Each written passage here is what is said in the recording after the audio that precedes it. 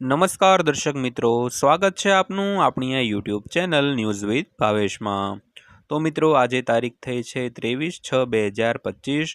તો આજના દિવસે પેન્શનરો માટે એક મોટા સમાચાર આવ્યા છે, તેની આજના વિડીયોમાં આપણે વાત કરવાના છીએ। તો દેશભરના કરોડો કેન્દ્રીય કર્મચારીઓ અને પેન્શનરો માટે રાહતના સમાચાર છે।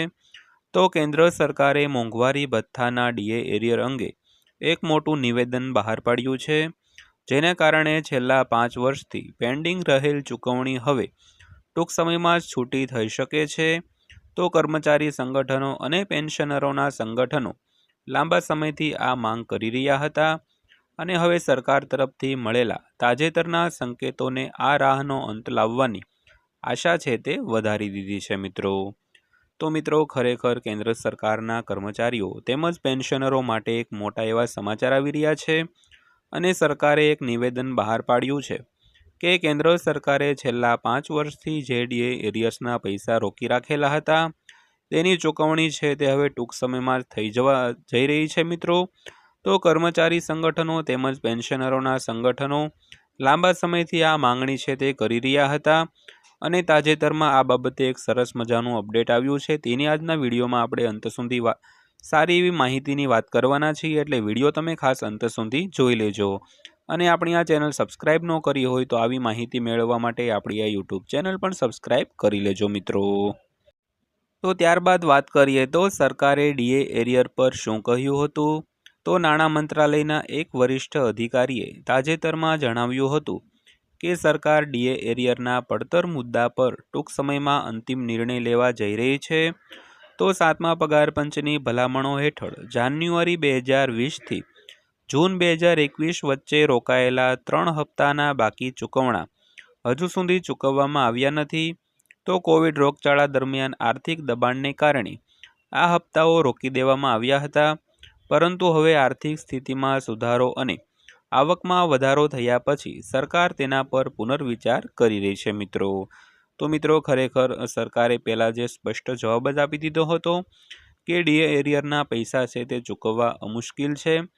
તો આજે જાન્યુઆરી 2020થી જૂન 2021 વચ્ચે રોકાયેલા આજે 3 હપ્તાનું જે બાકી ડીએ એરિયર હતું તે હજી સુધી ચૂકવવામાં આવ્યું નથી, કારણ કે કોવિડ રોગચાળા દરમિયાન આર્થિક દબાણને કારણે આ હપ્તાઓ છે તે રોકી દેવામાં આવ્યા હતા, પરંતુ હવે આર્થિક સ્થિતિમાં સુધારો અને આવકમાં વધારો થયા પછી સરકારે તેના પર પુનર્વિચાર કર્યો છે મિત્રો। તો ત્યારબાદ વાત કરીએ તો મને કેટલી રકમ મળી શકે છે।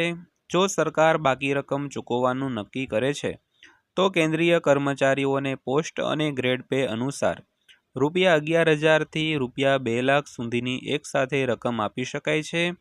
તો આ ચૂકવણી પેન્શનરો માટે પણ મોટી રાહત આવશે, કારણ કે તેમને મોંઘવારી રાહત હેઠળ બાકી રકમનો લાભ મળશે। તો કર્મચારી સંગઠનો માંગ કરે છે કે સમગ્ર બાકી રકમ વ્યાજ સાથે ચૂકવવામાં આવશે મિત્રો। તો મિત્રો, ખાસ કરીને કેન્દ્ર સરકાર પોસ્ટ અને ગ્રેડ પે અનુસાર જે ચૂકવણી કરે તો ₹11,000થી લઈને ₹2,00,000 સુધીની જે રકમ છે તે કર્મચારી પેન્શનરોને મળશે। તો આ રકમ છે તે પેન્શનરો માટે પણ એક મોટી રાહત સાબિત થઈ શકે છે, કારણ કે ડીએ એરિયર હેઠળ જે બાકી રકમ છે તેને આપવામાં આવશે। તો કર્મચારી સંગઠનો માંગ કરે છે કે સમગ્ર બાકી રકમ છે તે વ્યાજ સાથે ચૂકવવામાં આવે મિત્રો। તો ત્યારબાદ જોઈએ તો કર્મચારી સંગઠનોની માંગણીઓ શું છે।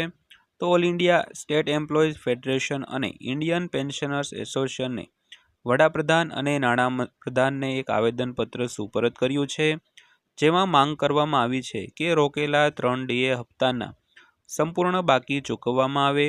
તો સંગઠનોનું કહેવું છે કે કર્મચારીઓએ રોગચાળા દરમિયાન દેશની સેવા કરી હતી, અને હવે સરકારે તેમના અધિકારો પરત કરવા જોઈએ મિત્રો। તો મિત્રો, ખાસ કરીને જે એમ્પ્લોય તેમજ પેન્શનરના જે સંગઠનો છે તે વડાપ્રધાન અને નાણાપ્રધાનને એક આવેદનપત્ર પણ આપ્યું હતું, અને તેમાં માંગ કરવામાં આવી હતી કે આ જે રોગચાળાનો કપરો સમય હતો તેમાં પણ કર્મચારીઓએ ઘણું કામ કર્યું હતું, અને તેના હપ્તા છે તે રોકી દેવામાં આવ્યા હતા। તો હવે સરકારે તેમના અધિકારો છે તે પરત કરવા જોઈએ મિત્રો। તો ત્યારબાદ જોઈએ તો નિર્ણય છે તે ક્યારે આવી શકે છે। તો સૂત્રોનું માનીએ તો નાણાં મંત્રાલયે આ પ્રસ્તાવ પર એક રિપોર્ટ કેબિનેટ સચિવને સુપરત કર્યો છે અને ટૂંક સમયમાં કેબિનેટ બેઠકમાં તેમના પર અંતિમ નિર્ણય લેવામાં આવી શકે છે. જો જુલાઈ 2025 પહેલાં મંજૂરી મળી જાય તો કર્મચારીઓને ઓગસ્ટ અથવા સપ્ટેમ્બરમાં તેમના ખાતામાં બાકી રકમ છે તે મળી શકે છે. તો મિત્રો, ખાસ કરીને આ બાબતે નાણાં મંત્રાલયે એક પ્રસ્તાવ તૈયાર કર્યો છે અને તે રિપોર્ટ છે તે કેબિનેટ સચિવને પણ આપ્યો છે અને ટૂંક સમયમાં કેબિનેટની બેઠક યોજાય ત્યારે તેના પર અંતિમ નિર્ણય છે તે લેવાઈ શકે છે. અને જો જુલાઈ 2025 પહેલાં મંજૂરી મળી જાય તો આવતા મહિનો એટલે કે ઓગસ્ટ અને સપ્ટેમ્બરમાં તેમનું જે ડીએ એરિયર્સ છે તે પેન્શનરો અને કર્મચારીઓને મળી શકે છે. તો ત્યારબાદ અંતમાં વાત કરીએ તો હવે 5 વર્ષથી પેન્ડિંગ ડીએ એરિયર અંગે સરકાર તરફથી સકારાત્મક વલણ જોવા મળ્યું છે. તો આનાથી લાખો કર્મચારીઓ અને પેન્શનરોને આર્થિક રાહત મળશે અને લાંબા સમયથી ચાલી આવતી માંગણી પૂર્ણ થઈ શકે છે.